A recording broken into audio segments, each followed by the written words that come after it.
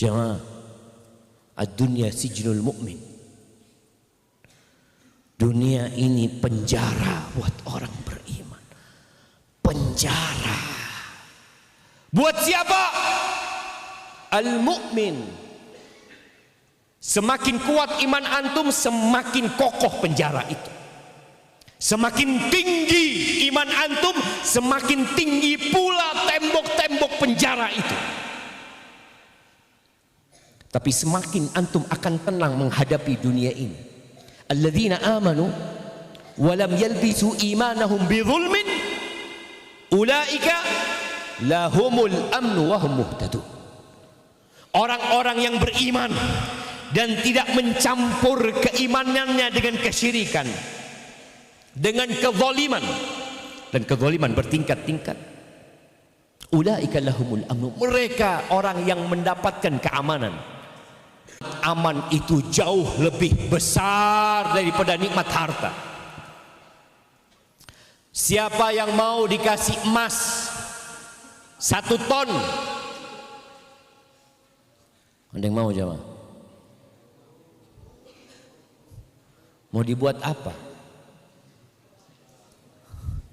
Dikasih emas 1 ton, tapi Indonesia sedang dalam kondisi perang. Antum keluar rumah nggak berani. Antum dengar suara bom, antum dengar suara tembakan.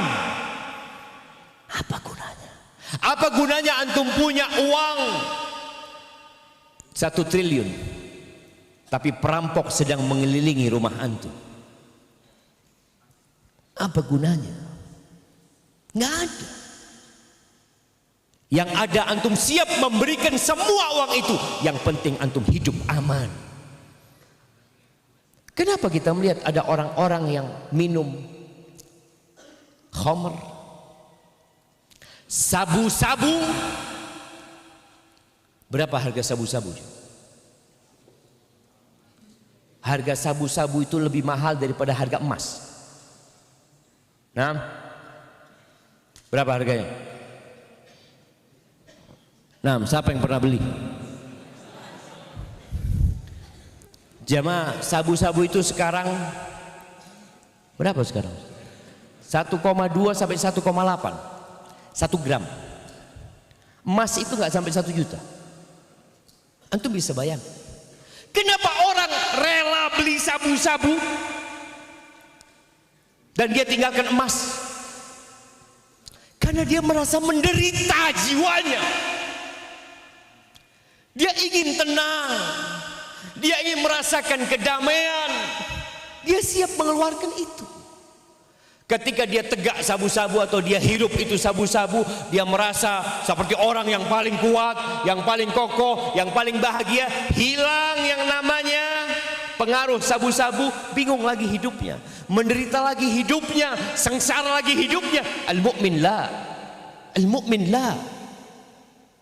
Orang yang beriman dalam kondisi apapun, dilemparkan Nabi Ibrahim ke dalam api. Apa kata Nabi Ibrahim? Hasbunallah wa ni'mal wakil. Cukup Allah buat kamu.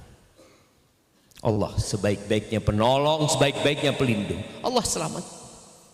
Bagaimana Hajar, ibunda Nabi Ismail, diletakkan di mana aja?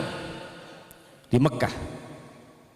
Pada waktu itu tidak ada satupun manusia yang hidup di Mekah. Pada saat itu tidak ada satupun rumah di Mekah sana. Ditaruh nih. Nabi Ibrahim alaihissalam membawa Hajar bersama Ismail dari Syam, dari Palestina, dibawa menuju ke Mekah. Sampai di Mekah hanya dikasih 1 wadah kurma dan 1 wadah air, ditinggal.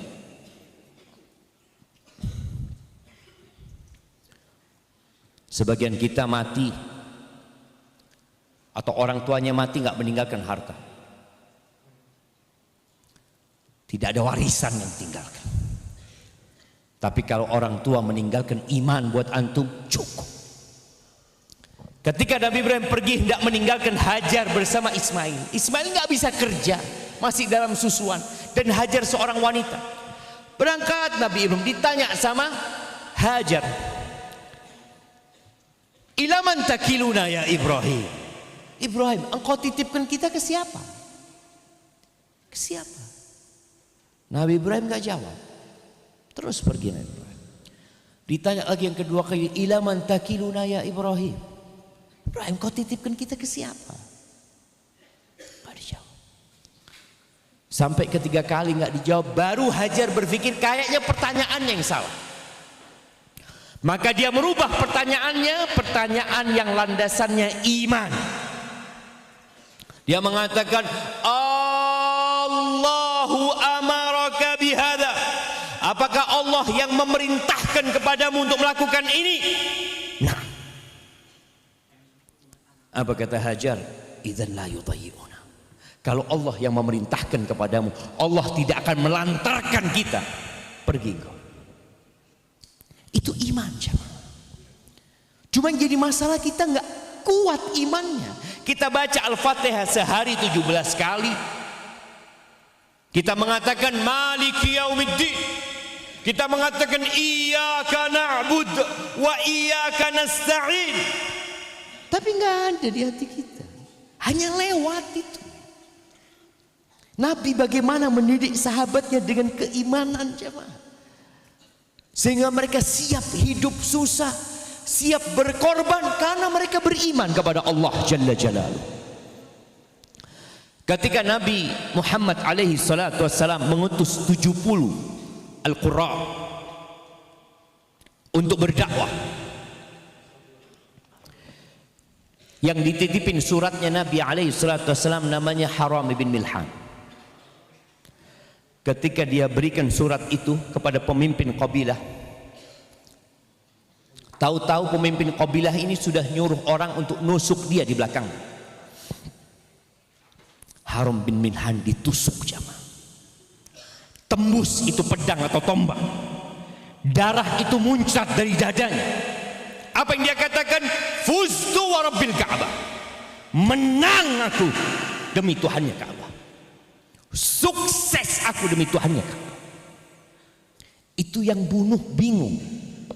Ini orang mati, tewas, yang seharusnya dia kalah, kok dia ngomong menang? Apa yang menyebabkan dia mengatakan itu? Iman, jemaah. Dia keluar dari penjara dunia ini, selesai sudah. Dia sudah melaksanakan perintah Allah Azza wa Jal, dan dunia ini bukan tempat untuk bersenang-senang. Di sini tempat untuk beramal, di sini tempat ujian, tempatnya bala dan musibah. Walanabluwannakum. Kami benar-benar akan memberikan bala kepada kalian. Iya, itu kata Allah Azza wa Jalla.